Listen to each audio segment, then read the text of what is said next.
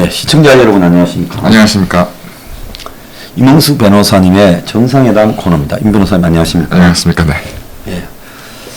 자, 오세훈 우리가 집회 금지 때문에 이빨이 바득바득 갈리는 자입니다. 자, 본인은 시치미를 떼고 있어요. 근데 이 사람이 당선될 때 네. 집회 금지는 이제 앞으로 어떻게 되느냐 이런 보도들도 나왔거든요. 네네네. 자기가 이 사실에 대해서 잘 알고 있을 거라고 보고 네네. 지난번에 그 박원순 시장 체제가 이제 자살로 끝나고 그 밑에 이제 뭐 서종엽. 예, 서종엽이라고 부시장이 대행을 했죠. 네. 뭐 그 사람이야 이 정권에 뭐 일종의 그렇죠. 딸랑딸랑한 사람일 거니까 정권이 8.15 네. 집회를 계기로 해서 11월 14일입니까? 24일입니다. 24일 날 네. 서울시의 일종의 명령이죠. 그렇습니다. 행정고시라는 거죠. 그렇습니다. 고시라는 거는 우리가 이 서울시에 앞으로 집회를 그다음에 모임이나 네. 이런 것들을 이렇게 제한하고 금지한다는 걸 네. 발표한 거 아닙니까? 그렇습니다. 자, 그래서 이제 그 집회는 10인 이상은 아예 금지를 시켜버렸습니다. 네네. 근데 지금도 보면 지역에 따라서 백인도 집회를 할 수 있는 지자체가 있다고 그러네요. 네, 곧 좀 정리를 한 건데 제가 최근까지 파악한 바로는 이제 세종시 같은 경우 대표적으로 50인까지 가능합니다. 예. 이제 그걸 전임 그 시장 대행이 하고 갔으면 네. 본인이 이번에 이제 이 4월 7일 날 시장이 되지 않습니까? 네네.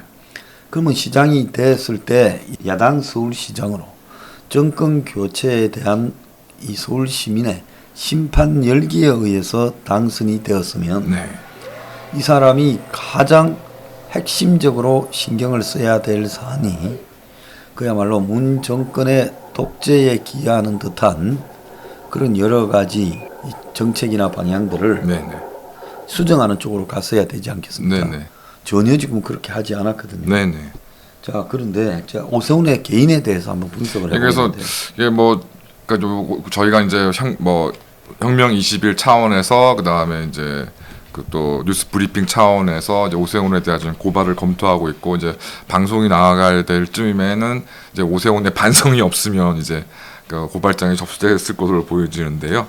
네, 그래서 어쨌든 그 오세훈이 도대체 왜 이 모양인가 해서 이제 개인을 사를 좀 위키 백과를 중심으로 해서 살펴봤더니 지금 왜 이 모양인지가 좀 이해가 되는 것 같습니다. 그래서 많이 알려져 있는 내용이지만 이제 오세훈은 1961년 1월 4일에 서울 성수동에서 출생을 했는데 본인의 이야기인 것 같습니다. 산 꼭대기 동네에 살면서 호롱불 켜고 우물물 길러다니면서 학원도 못 다닐 정도로 어려운 집안 형편이었으며 숙제는 해가 지기 전에 미리 끝내고 잠자리에 들어야 했다. 그래서 어릴 때 굉장히 좀 고생했다는 점을 좀 얘기를 많이 하는 모양이고 그래서 이후에 이제 서울에 소재한 대일고등학교를 졸업하고 이게 이제 아마 본인이 어떤 써낸 책 같은 데 인용되어 있는 것 같은데 하여튼 위키 백과에는 고려대학교 영문학과에 지원했으나 낙방하고 한국외국어대학교 법정학부에 입학하였으며 그 후 고려대학교 법대로 편입하였다. 그래서 고려대학교 영문과 낙방 사실이 왜 이렇게 알려져 있는지 잘 모르겠습니다. 그 다음에 이 편입은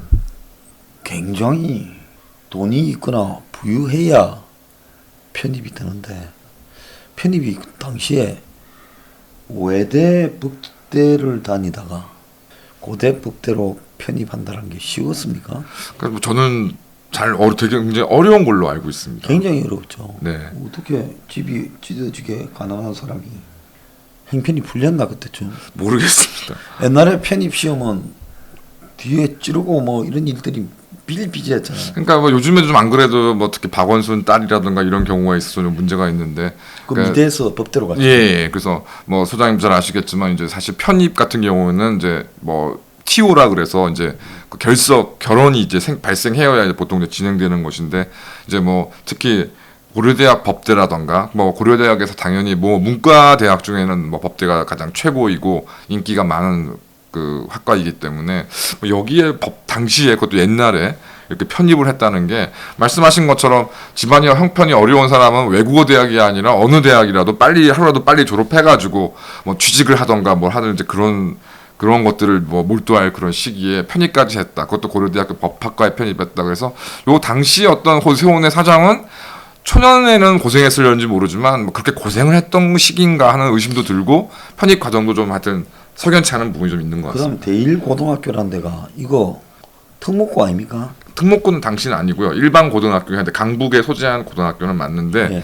이제 요때 이제 아마 그 현 지금 부인의 그 오빠하고 이제 어떻게 뭐 그러니까 동갑은 아닌데 뭐 대일고등학교에서 만나게 돼서 뭐 좀 친구가 됐고 그 인연으로 현재 부인하고도 결혼하게 됐다 이렇게 알려져 있어서 그러니까 좀 그래서 결국 이제 결혼까지 하게 되는데 이제 그런 부분하고 이제 어떤 요 대학 시절에 이렇게 고려대학에 편입할 정도의 어떤 형편이 좀 개선된 거하고 연관이 있는지 없는지 그거는 뭐 제가 확인할 수는 없는데 그 처가가 좀 부유하다고 소문이 났지 않아요? 그렇습니다. 예, 지금 뭐 최근 이번 선거에서도 뭐 기억나시겠지만 이제 그런 모 땅의 처분과 관련해서 뭐 좀 문제가 좀 됐었는데 뭐 결과적으로는 하여튼 뭐 부동산 재벌까지는 모르겠지만 하여튼 비교적 처가는 그 당시 예전부터 형편이 좋았다 이렇게 좀 짐작이 됩니다. 그래서 이제 본격적으로 이제 1984년에 이제 제 26회 사법 시험에 합격해서 이제 사법연수원에 16기로 이제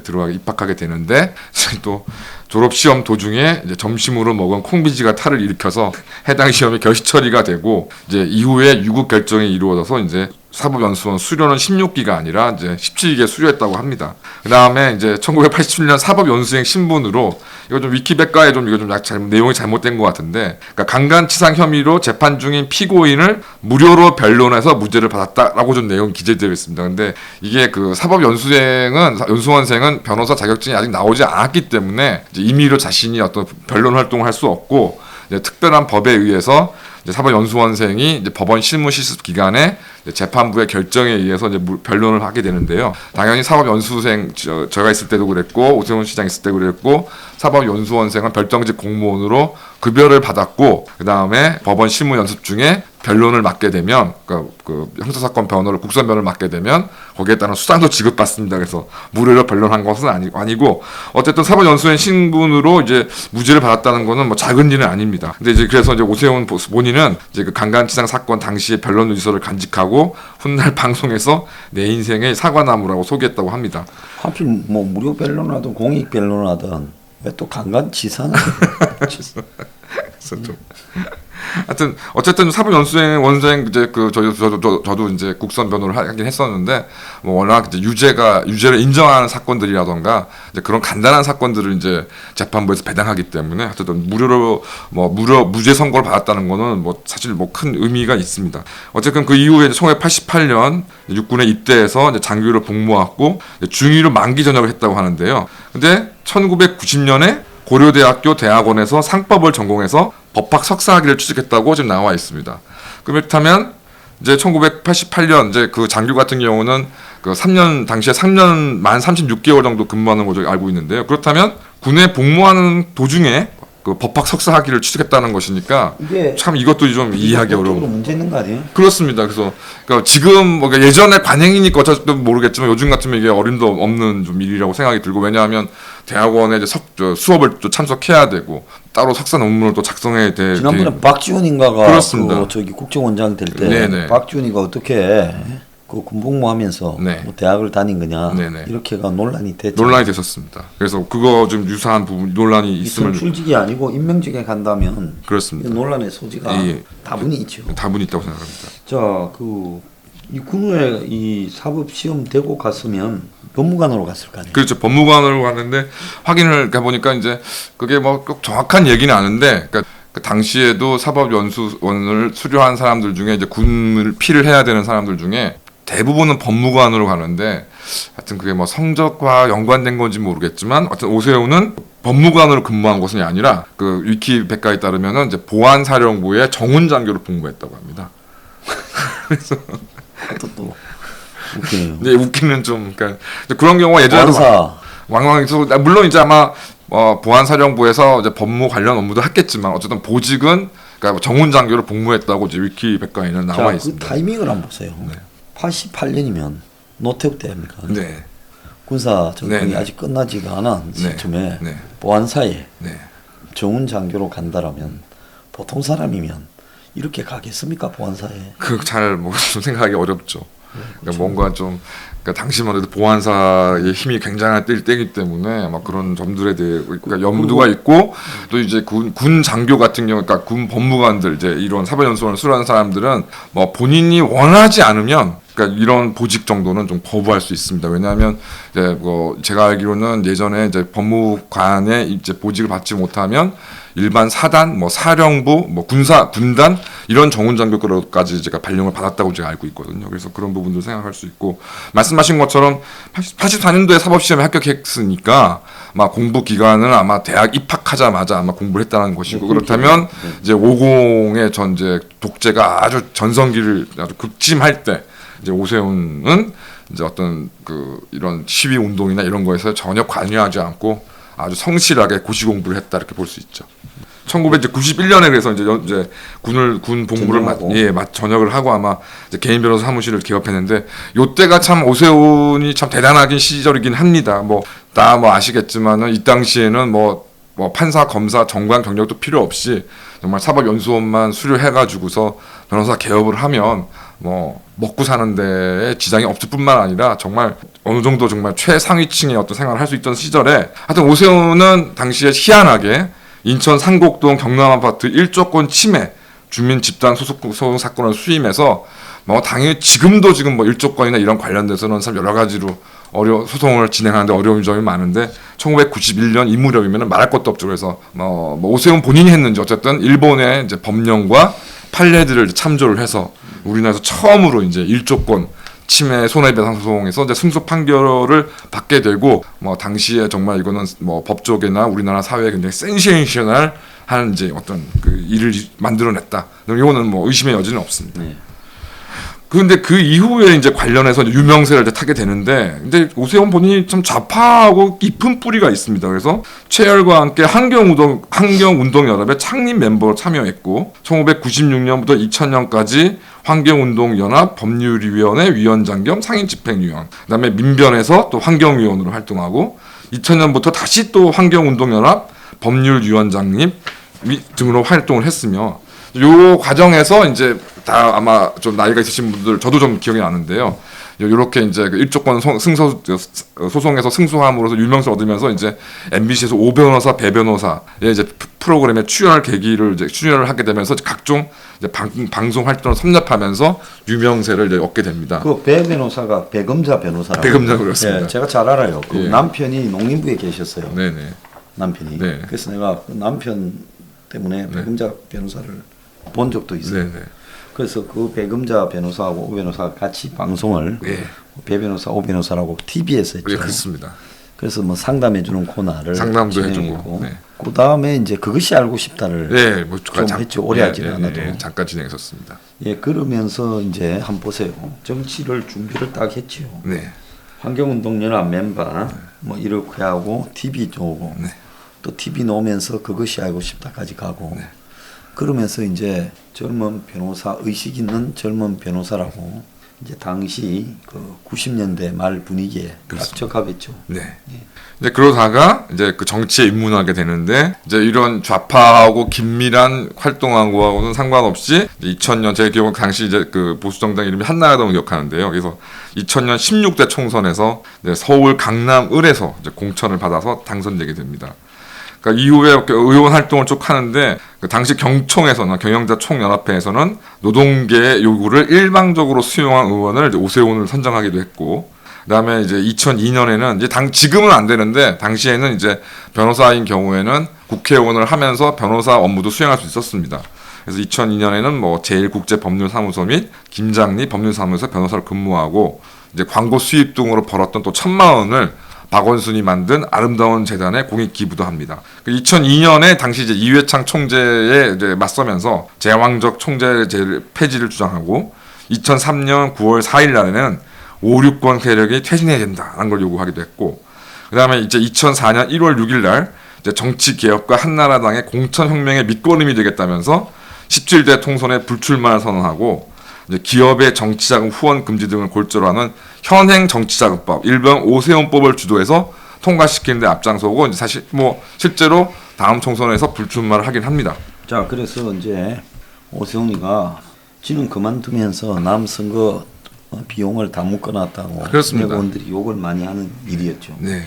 그러니까 사실은 저도 현행 선거법, 그러니까 물론 뭐 금권 선거를 방지해야 될 필요성은 많지만 현행 선거법으로는 아마추어나 어떤 소수 정당이 그러니까 이 홍보하거나 알리기 위해서 이게 뭐 돈만 묶은 게 아니라 활동 자체가 완전히 사실상 금지되어 있는 상황이기 때문에 지금 현행 정치자금법이라던가 선거법이 굉장히 좀 문제가 많습니다. 이 법을 근데 이제 미디어 스타였던 오세훈이 통과시키고 또 그런 미디어로 통한 자기 유명세로 계속적으로 정치 활동을 하고 있다. 좀 비판받아 마땅하다고 생각하고요. 그다음에 2004년 국회의원을 그만둔 다음에는 법무법인 지성, 여기도 약간 좌파적 성향이 좀 강하게 있는 현재 지평 지성으로 이제 합병되어서 되어 있는 그 법무법인의 대표 변호사 영입하고 또 2005년에는 한국 여성재산 창립한 미래포럼의 문국현, 유한 킬머 회장 등과 함께 공동대표로 선출되어 활동하고 또 한국노총의 자문변호사 위촉되어 활동됩니다. 이러다가 이제 2006년도 서울시장 선거에 이제 이러저러한 상황에서 이제 강금실 전 법무부 장관의 이제 당시 야당 후보가 밀리니까 이제 오세훈이 이제 출마하게 됐고 그래서 서울시장 선거에 당선되게 됩니다. 그때 이제 분위기로는 노무현 정권이 무너지고 네. 여당이 해체돼가는 시기라가 지금 지난번 4.7 이 재보궐선거처럼 막 정상적인 사람이 막대기만 꼽아도 되는 분위기에 그런 분위기였습니다. 자, 이제 국회의원 안 한다고 나가놓고는 또 썩 들어와서 서울시장 또 당시에도 저도 기억나는데 뭐 본인은 관심이 없다 출마하지 않겠다고 얘기하다가 이제 뭐 그 당의 요청에 뭐 수긍한다는 형식으로 이번에도 이제 이번 보궐선거에서 처음에는 뭐 안철수가 이제 그 국민의힘으로 입당하면 본인은 출마하지 않겠다고 하다가 뭐 결국은 또 단일화까지 다 이겨가지고 본인이 후보가 되고 당선되는 뭐 이런 경우가 2006년도 좀 매우 흡사한 경우는 사실인 것 같습니다. 근데 이때도 서울시장에 당선된 이후에 최열 환경재단 대표와 재태룡 전 도시철도공사, 그러니까 좀 좌파 성향의 인물들을 공동 인수원장을 발표해서 서울시장 업무를 시작하고요. 뭐 기억하시겠습니다만은 디자인 서울을 내세우며 세빛 둥둥섬, 그다음에 동대문 운동장 예전 서울 운동장을 허물어 버리고 희한하게 생긴 동대문 디자인 플라자, 그다음에 더 희한하게 생긴 서울시청 신청사 뭐 이런 것들 하더니 2006년도에는 한강 르네상스 프로젝트라는 걸 하면서 이상하게 생긴 한강의 공원에다가 이상하게 생긴 화장실만 또 잔뜩 좀 지었었고요. 또 MB 쪽 영향도 받았죠. 네네. 이 김포 운하, 그래서 한강 운하 뭐 이런 한강 수변 개발 해가지고 자원 이 사람은 개발 부분에서는 이명박 영향을 많이 받았는데 또 건설이나 이런 거에서 잘 모르니까 어설프게 따라하는 그런 정도 수준이었습니다. 그래서 뭐 2008년도에는 저도 이게 기억나는데 서울시 이제 재산세 50%를 서울 특별 시세로 징수해 버려서 25개 자치구에 균등 배분한다. 그다음에 장기 전세 주택 10부트라는 걸 이제 시작을 해가지고 뭐 요 부분은 사실 좀 의미 있는 뭐 사업이었던 것 같습니다. 그다음에 최근에 뭐 공공개발 많이 얘기하고 있는데 이것도 오세훈이 원조입니다. 2010년부터 재개발 재건축 사업의 투명성을 확보한다는 의무로 이제 공공관리자가 공공기업이 이제 관리하면 된다. 자, 여기에서 보면 2010년에 또 한 번 당선이 더 됐죠. 그렇습니다. 그죠? 네. 당선이 더 돼서 이제 14년까지 임기지 않았습니까? 네네. 예. 그래서 이제 뭐 그 외에 뭐 그린 디자인에서 공원 뭐 녹지를 확보한다 그래서 뭐 난리를 치고 저번에 이전에도 말씀드린 것처럼 뜬금없이 서울 의미도 없는 서울 삼각길을 복원한다 그래서 유서와 깊은 동대문 교회, 동대문 병원을 허문 것도 오세훈 때였고요. 근데 이러다가 저도 얼핏 이제 이거 보면서 기억이 나는데 2011년 여름에 서울의 강남역 일대를 중심으로 굉장히 폭우 피해가 발생했습니다. 근데 여기에 대해서 이제 오세훈이 했던 디자인 서울이 원인으로 제기되었었는데 그때 이제 진짜 심했던 거는 남부 순환도로 네네네. 뭡니까 사당에서 네네. 지금 우면산 네, 우면산에서 그렇죠. 이제 건너가는 방배동에 레미안입니까? 네네. 거기에 이제 산에서 산사태가 일어나서 아파트를 덮쳐가지고 사망자도 나오고 저도 기억이 납니다. 이제 이걸 다시 보니까 기억나더라고요. 그래서 이게 이제 그 당시에 좀 비판들이 뭐 빗물 바지가 깊이가 이제 도로 등에 불충분했다, 부실하게 관리가 됐다 이렇게 얘기를 했는데 저도 이제 기억이 나는 게 이놈 디자인 서울 한다면서 오세훈이가 하여튼 시도 때도 없이 보도블록을 교체를 했는데 그게 뭐 디자인을 한다는 명목 하에 그 서울 시내 그 새로 공사된 보도블록이 물이 투과되는 비율이 현저하게 떨어짐으로 해서 이런 이제 수해를 좀 조정했다. 그 다음에 뭐 예를 들어 말씀하신 것처럼 우면산 같은 경우도 충분한 그런 수해라던가 산사태 방지 시설이 없어서 이런 사태가 벌어진 것 등에 대해서 굉장히 좀 비판이 많았던 것으로 시작되고, 그 다음에 이제 말씀하신 것처럼 2010년 그 지방선거에서 재선에 성공했지만 무상급식 주민투표라는 이유로 서울시장직을 던져버려서 박원순의 10년 학정으로 이어져야 결정적인 계기를 만든 사람이 오세훈이었죠. 자, 그때 이제 굉장히 의아했죠. 네. 무상급식이 서울시장을 그만둘 만큼 심각한 거였네요. 그렇습니다. 그리고 그만두면 기껏해야 이쪽에서 나경원이가 나올 건데. 그렇죠. 그때 이제 박근혜가 이명박 정권하고 거리를 두고 선거를 안 도왔어요. 네. 그래서 오세훈이 그만두면 나경원이가 친이계인데 이 서울시장으로 놓으면 친박계 박수장 박근혜가 과연 이걸 도우러 나올 거냐. 그래서 도와도 질 거다. 그렇습니다. 그래서 지고 나면 박근혜에게 책임을 물어야 된다. 지방 이 선거에서. 그래서 오세훈이 다른 일로 MB 정권에 좀 코가 끼어서 네. 말도 안 되는 일로 서울시장을 던지게끔 네. 그렇게 유도되었고 네. 안 그러면 뭐 조사가 들어간다는. 그래서 오세훈이 결국 말도 안 되는 무상급식. 네. 무상급식을 투표에 붙였는데 당시 무상급식 투표의 최소 참가가 30%가 돼야 되잖아요. 그렇습니다. 33%. 30%가 안 돼가지고 네. 그러니까 투표 자체가 불성립이 돼버렸잖아요. 그렇습니다. 그런데 본인이 정말로 자기가 이 투표를 관철시키려면 그걸 못 동원했을까요? 구청이나 산하기관을 그렇죠. 동원해서요. 이거를 그만두기 위한 일종의 수로서 내부 사연이 있어서 네. 그만두려고 투표 붙였고 네. 결국 그만두기 위한 구실로 투표 성원 미달로 그만뒀다. 그리고 그렇게 되면서 박근혜가 그때까지는 한 번도 이명박 정권에서 선거를 도우러 안 나왔어요. 네. 박이 나경원이를 도우러 나와야 되고 네. 그럼 이 둘이가 안 맞으니까 선거는 질 거다. 그래서 졌는데 박이 그 기초단체장 선거 8개인가를 다 네. 이겼어요. 네. 9개인가. 네. 그래서 박이 겨우 퇴출되는 걸 면했다. 그래서 당시에 무소속 박원순이 되면 무소속 박원순, 뭐 안철수, 친이 세력을 일부를 묶어서 당을 새로 만들랬다. 박근혜를 놔두고. 네. 그게 MB 쪽의 구상이었다. 네. 뭐 그런 이야기가 있어요. 네. 이 시장 선거를 계기로. 네. 이때 벌어졌던 일은 세월이 지나면 좀 돼야 되는데 좌우간 이거는 오세훈이 어떤 설명으로도 이 방송 들으시는 분 오세훈이 그때 2010년에 11년에 무상급식을 이유로 그만둔 게 납득이 가요? 딱 제가 말씀드리면 정말 2011년, 12년이 굉장히 그러니까 11년이 정말 좀 중요한 시기였는데 여러 가지 뭐 이명박의 실정이라던가 당시 이제 그 한나라당에서 정말 여러 가지 문제가 터져 나오면서 이게 보수 정치 진영이 이제 무너지기 이제 시작하는 그런 시점에 그나마 이제 서울시에서도 서울시 의회 선거라던가 뭐 구청장 선거들은 사실상 완전 완패했는데 서울시장만 이제 겨우 하나 이제 얻어가지고 교두보를 이제 앞두고 있는 교두보를 만들어서 이제 무언가 정말 다시 전선을 재조직해가지고 이제 추후를 도모해야 된 그 시점에 전쟁으로 치면 일선 사단장이 군사령관이 나몰라라고 때려치고 도망가 버린 거죠. 그러니까 이거 전시라면 이게 지휘열을 막론하고 사실 사형을 바로 직결 사형을 시켜야 되는 그런 일을 당시 오세훈이 한 겁니다. 그래서 아시는 바와 같이 그 후 10년이 넘도록 박원순이가 서울시장을 장악하면서 각종 좌파 뭐 단체들에게 온갖 예산 지원, 퍼주기, 또 부패 고리를 완성시켜서 지금 제가 뭐 김어준을 대표되는 그 어떤 그 좌파 세력들에도 공고한 그 세력들이 그 당시 다 구축된 것이라고 봤을 때 오세훈은 정말로 이 대한민국 좌파 운동에서 한 획을 그은 아주 큰 기여를 했다 생각합니다. 참 그 이해가 가지 않는 상황입니다. 그 일이 있었죠. 이 이후에도 그러니까 이 사람의 좀 행적이 정말 좀 불투명한 게 이후에도 이제 2016년 기억나시는 바와 같이 국회의원 선거에서 서울 종로구에 출마했다가 뒤집어져서 이제 정세균한테 졌습니다. 그런데 이제 그때 또 전에 시장을 그만두고 남미에 갔다고. 네네네. 죄인이다면서 뭐 남미에 가서 네. 뭘 배우고 온다. 네. 생태신이 뭐니 뭐 이런 소리도 하고 했죠. 하여튼 좀 희한한 짓거리만 골라서 했다는 자, 게 그때 기억납니다. 떨어졌고. 네.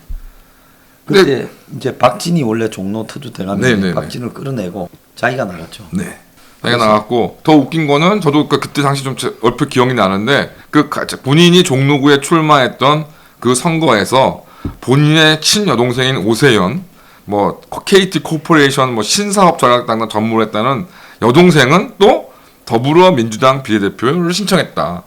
참 희한한 일들이 하여튼 이 집안에서는 많이 벌어지는 모양입니다. 그때도 그랬고 결국 뭐 당연히 이제 비례대표에 발탁되지 못했지만 하여튼 오빠는 뭐 그 서울 그러니까 대한민국 정치 1번지 종로구에 새누리당 후보로 출마했는데 그 동생은 또 더불어민주당에 비례대표 신청했다는 이런 점들을 이제 최근이고 뭐 지금은 이제 아시는 바와 같이 이제 서울시장 보궐선거에 당선이 돼서 서울시장이 됐음에도 불구하고 이전 박원순이 재임했을 때의 그런 그 악행들은 정리하지 아니하고 뭐 불법적으로 시작된 광화문 광장 고성공사를 그대로 진행하고 그다음에 그 서정엽 그 서울시장 권한대행이 불법적으로 내린 그 집회금지 고시도 지금 철회하지 않고 그다음에 그 외에 뭐 김어준도 그냥 놔두고 하는 뭐 행동들을 지금 계속하고 있는 그래서 이런 사람이 과연 기득권 보수 정치인이긴 한 건가 하는 좀 생각이 좀 많이 듭니다. 자, 이 사람이 지금 이 정치의 특징이 그 오렌지족 네. 정치. 네. 뭐 이 사람은 태어날 때 뭐 오렌지족은 아니었지만 남경필, 원희룡, 예. 뭐 정병구, 김세연, 네, 김세연, 뭐 이런 사람들처럼 당시 뭔가가 좌파의 가치에 동조하고 좀 기존의 우파 보수하고는 좀 거리가 있는 더 세련돼 보이는 그런 정치인 양 하면서 정작 자기 가치나 철학은 하나도 없었다는 거죠. 네, 그런 부분을 보입니다. 그래서 딱 일관되어 있는데요. 그러니까 좌파들의 어떤 부패나 어떤 불법에 대해서는 거의 말을 하지 않고 물론 뭐 비판받아 마땅하지만 뭐 560 무슨 뭐 독재니 이런 것들에 대해서 아주 열을 올리면서 아주 그냥 맹비판을 하면서 이게 뭐 개혁이니 뭐니 하는 그런 것들을 내세웁니다. 근데 뭐 원희룡을 포함해서 남경필 이런 사람들 현재 모습을 보시면 알겠지만 뭐 그 사람들이 개혁한 게 뭐가 있습니까? 정말 구호에 불과했던 것이고 뭐 오세훈도 그런 사람 뭐 자신의 재임 시절에 서울시가 뭐 청렴도가 1등이니 어쩌니 떠들어대지만 그거는 어떤 언론에 드러나는 그런 것들이지 서울시장이 체감할 수 있는 뭐 그런 것들하고는 전혀 관련이 없다 생각이 들고 어쨌든 저도 이번에 새로 보니까 오세훈이라는 시장이 대한민국 좌파들하고 굉장히 밀접한 관련이 있었고, 그러니까 오래도록 활동해 왔구나. 이거는 국회의원이 그러니까 본격적으로 정치에 나서기 이전에도 그랬고, 정치에 나선 이후에도 이 좌파들과 끊임없이 연계되어 있으면서 그들의 요구를 오히려 보수 정치인이라는 어떤 허울로 실현시켜준 사람. 박원순과 사실 그러니까 제가 볼 때 조금 나은 박원순, 뭐 얼굴이 잘생긴 박원순 정도의 인물이었지 않았나 이런 생각이 들고 결국 그렇기 때문에 국회의원과 서울시장 역임 당시에 최열 대표되는 이런 좌파 인물들을 영입했었고 정책도 좌파 친화적 정책들을 많이 세웠다. 그렇다면 현재 오세훈이 다시 서울시장을 맡고 난 이후에도 특히 좌파들에 대해 순응하면서 좌파들에 대해서 아무런 이야기도 하지 못하는 지금 현재 태도 그러면서 오히려 자신이 어떤 가치로 삼아야 될 민주주의나 자유주의하고는 거리를 두고 있는 이런 부분들과 무관치 않다. 그 다음에 하여튼 그 서울시의 지금 서울 시민들이 가장 대표적으로 좀 고통받고 있는 부동산 정책에 대해서는 또 오히려 극기득권, 친기득권적인 정책을 내세우는 것 이런 등등이 오세훈의 지난 세월의 어떤 정치 활동과 무관치 않다. 이것이 전 개선될 여지가 없다 생각합니다. 이건 공부가 안 돼 있고 철학이 없고요. 그렇습니다. 그때 그냥 대중적인 이미지만을 이렇게 먹고 사는 그런 사람이다. 그러니까 요즘 뭔가가 들미가 잡혔는지 지난 금요일 날 2032년 공동올림픽 내가 그 대목에서는 저도 학을 떼었습니다. 정말 아주 기절초풍을 하는 줄 알았습니다. 자, 이런 오세훈 빨리 드러내는 것이 민주주의를 지켜가는 길이다. 이렇게 생각합니다. 자, 오늘 마치겠습니다. 네, 감사합니다.